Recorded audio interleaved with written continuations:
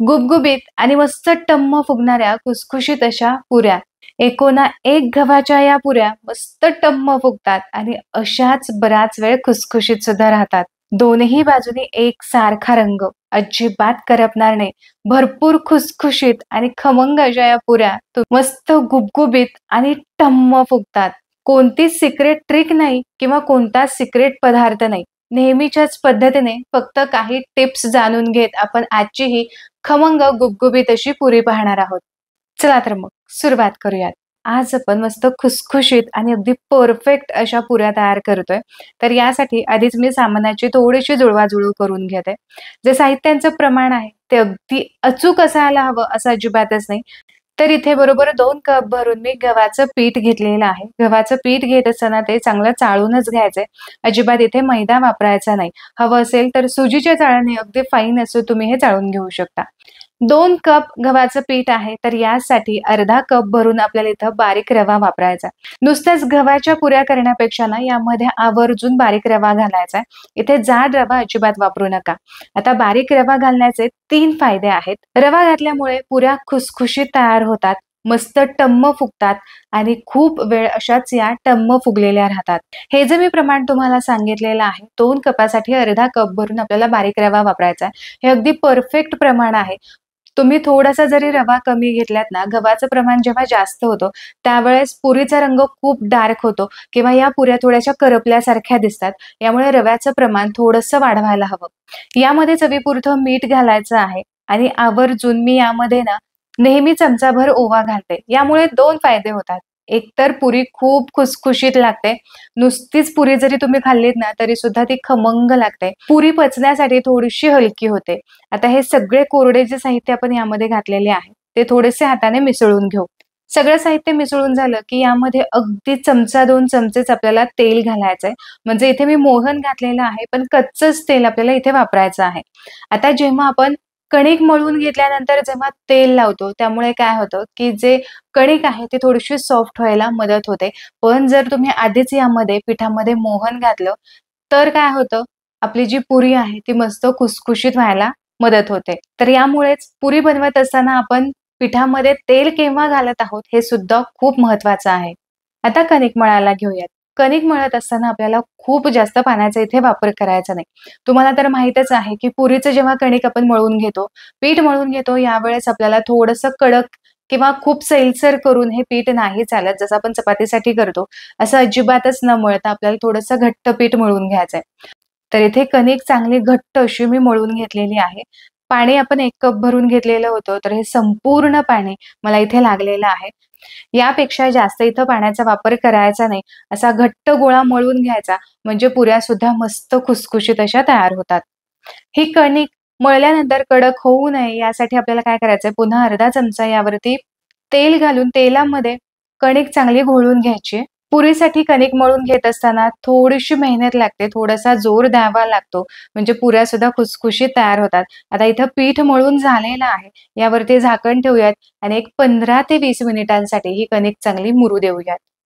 तर साधारण एक 20 मिनिट झालेले आहेत. आता सुरुवातीपेक्षा हे कणिक थोडंसं मला सॉफ्ट वाटतंय. अगदीच हे सॉफ्ट होत नाही, कारण आपण यामध्ये रवा सुद्धा घातलेला असतो. रवा पूर्ण पाणी शोषून घेतो. यामुळे हे जे कणिक आहे ते खूप जास्त सॉफ्ट होत नाही. पुन्हा थोडासा जोर देऊन 1 मिनिट 2 मिनिटांसाठी हे कणिक चांगलं आपल्याला मळून घ्यायचं आहे. तर हे बघा, हे पुऱ्यांचं कणिक तुम्ही किती वेळही मळत बसलात ना, तरी सुद्धा यामध्ये लवचिकता येत नाही. जशी आपल्या चपातीच्या कणकेमध्ये लवचिकता असते, तशी पुरीच्या कणकेमध्ये अजिबात येत नाही. यासाठी काय करायचं, असे छोटे-छोटे उंडे करून घ्यायचे आणि प्रत्येक एक उंडा हातावरती चांगला चोळून घ्यायचा, मळून घ्यायचा. हवं असेल तर हाताला थोडंसं तुम्ही तेल लावून घेऊ शकता. तर हे बघा, या पद्धतीने असं मळत याला फोल्ड करत राहायचं. हे पहा, बोटांच्या साहाय्याने मी आतमध्ये फोल्ड करत याला अशा पद्धतीने मळून घेते.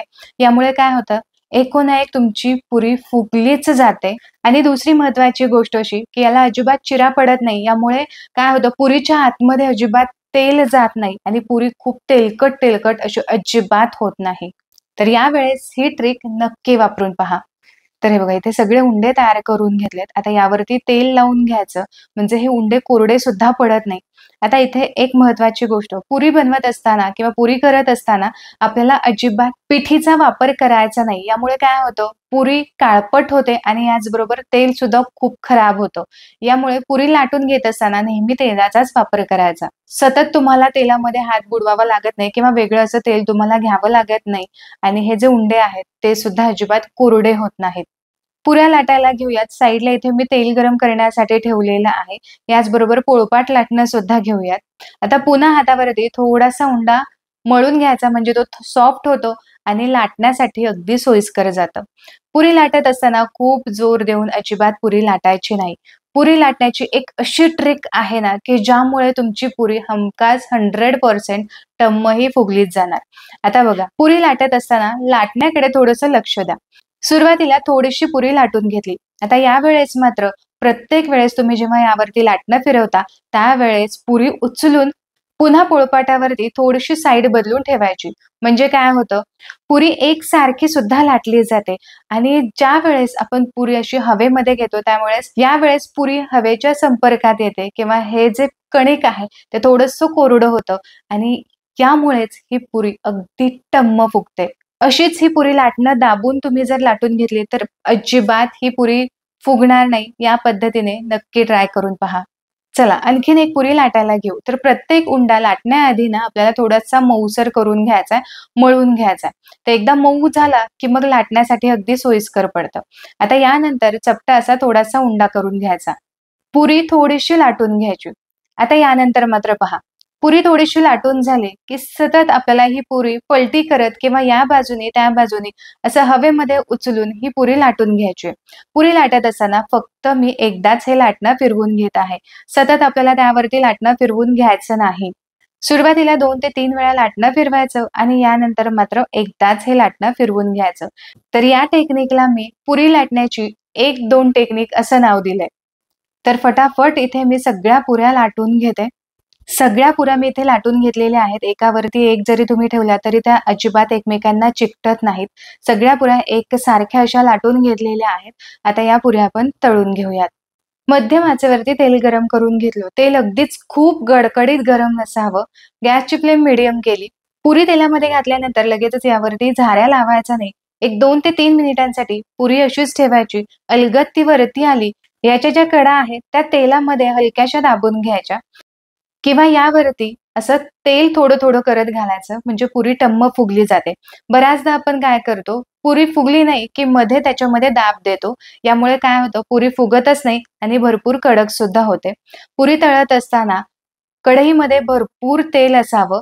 जेव्हा पुरीसाठी भरपूर तेल असतं, अशा वेळेसच पुरी टम्म फुगली जाते. जर कढईमध्ये खूप कमी तेल असेल आणि मग तुम्ही ती पुरी फुलवण्याचा प्रयत्न करत असाल, तर कमी तेलामध्ये अजिबात पुरी फुलली जात नाही. कदाचित असंही होऊ शकतं, की पहिले 2-3 पुऱ्यांमध्ये आपल्याला तेलाचा अंदाज व्यवस्थित येत नाही. अशा वेळेस कदाचित पुऱ्या सुरुवातीच्या 2-3 फुलणार नाही. पण यानंतर जर तुम्हाला तेलाचा व्यवस्थित अंदाज आला, की यानंतर मात्र सगळ्या पुऱ्या तुमच्या फुलल्या जातील. तर ही पुरी तुम्ही पाहून घ्या. मस्त टम्म फुगलेली आहे. सतत उलट-पलट करत पुरी अजिबात तळायची नाही. एका साइडने एकाच वेळेस ही पुरी तळून घ्यायची. तर हे पहा मस्त पुरी तळली गेलेली आहे. खूप जास्त डार्क रंग सुद्धा आलेला नाही. पण जर तुम्हाला थोडासा डार्क रंग आवडत असेल, तर थोडीशी गॅसची फ्लेम हाय करायची आणि पुऱ्या डार्क रंगावरती तुम्ही तळून घेऊ शकता. तर इथे पुऱ्या तुम्ही बघा, मस्त टम्म फुगलेल्या आहेत. प्रत्येक एक पुरी टम्मच फुगते. आमरसपुरी, श्रीखंडपुरी, आम्रखंडपुरी, बासुंदीपुरी मस्त खमंग खुसखुशीत लागते. आशा करते की आजचा हा व्हिडिओ तुम्हाला आवडला असेल. व्हिडिओ जर आवडला तर तुमच्या मित्रपरिवारामध्ये नक्की शेअर करा. पुन्हा भेटूया अशाच एका मस्त रेसिपी सोबत. तोपर्यंत स्वस्त रहा आणि मस्त मस्त खात रहा.